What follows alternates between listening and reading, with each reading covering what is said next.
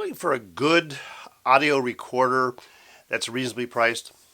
Well, it turns out the Olympus digital voice recorder that I mentioned in a previous episode is not a bad choice. I'll demonstrate right after this.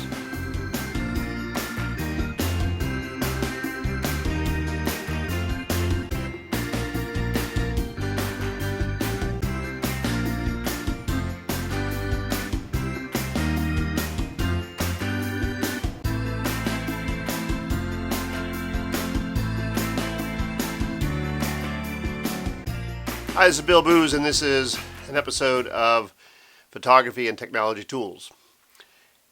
In a recent episode that I did on audio recorders, I mentioned this Olympus digital voice recorder, and the model number is WS-852.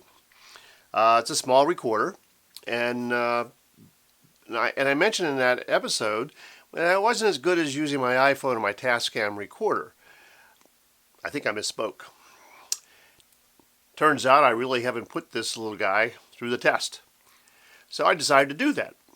How I typically use a recorder like this, I had another one before it, and I got this one somewhat recently, is I'll turn it on for record, I'll put it in my pocket, and so the place where I normally do this, as I mentioned before, is if I go to Germany. I speak German, but I don't practice it that much, so if I go on a tour, I typically will go on a tour that's in German.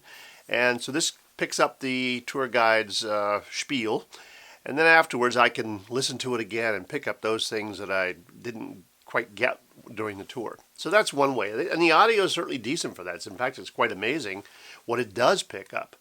But it's not really the quality that I would use in a video like this. And so that's what I was really basing my opinion on, and that's mainly why I dismissed it. But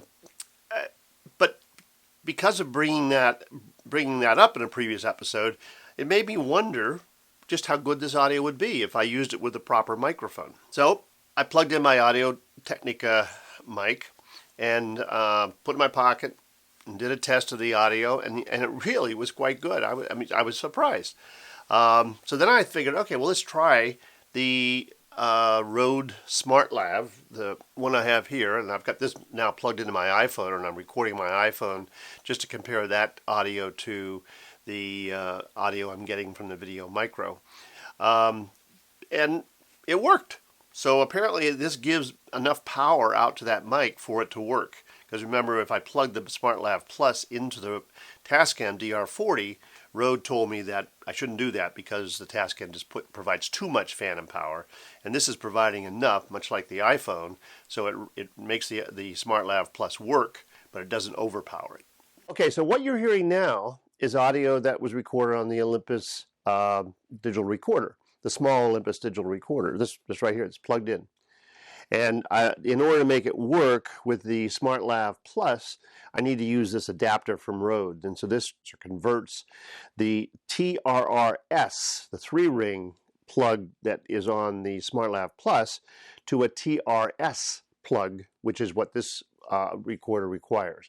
And so it hopefully is sounding pretty good.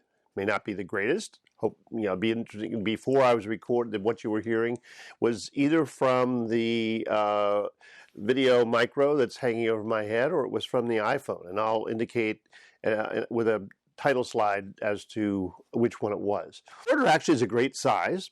It's very small, and it has a mic in, obviously, and it also has a headphone jack. So you could monitor, if I was recording somebody else, I could monitor the recording as it is being done. It also shows the levels. That's the good news. It lets you see the levels of your audio. It doesn't allow you to do anything to them.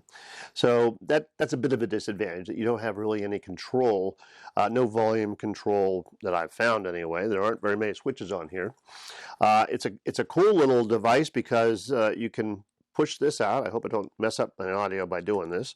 You can push this out, and now it's a USB connector, so you can put it into your computer and transfer files.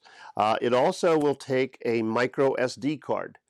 So you can record, and you can tell it whether to record to the card or to record to the. I believe it has 4 gigabytes of memory. to record to the memory. So that's a handy feature, and I think I'll start using this more. And I'll tell you, the place that it will be most useful for me is when I am recording with my iPhone. So I can't, that is to say, I'm recording video with my iPhone, like my video updates, but I want a little bit better audio if I'm outside or something like that, or I'm a distance from the iPhone, and the SmartLav won't reach. Then I'll use this, as a recording device in my pocket. And the nice thing is I can use the SmartLav for both of them. I just have to use the TRS adapter to TRS when I'm using the Olympus recorder, and I have to use my little lightning adapter when I'm using my iPhone 7. So what are the negatives? There's always some kind of negatives. Well, I already mentioned one. You can't really control the volume. And so that's a bit of a negative. The other possible negative is that it only records an MP3 file format. So you can't record in WAV format, which is an uncompressed audio file, whereas MP3 is compressed, so you're losing some of the data. It's kind of the difference between RAW files when you're shooting images and just JPEGs. So the MP3 is like a JPEG, and WAV is like a RAW file. So that's a little bit disappointing that I can't do that.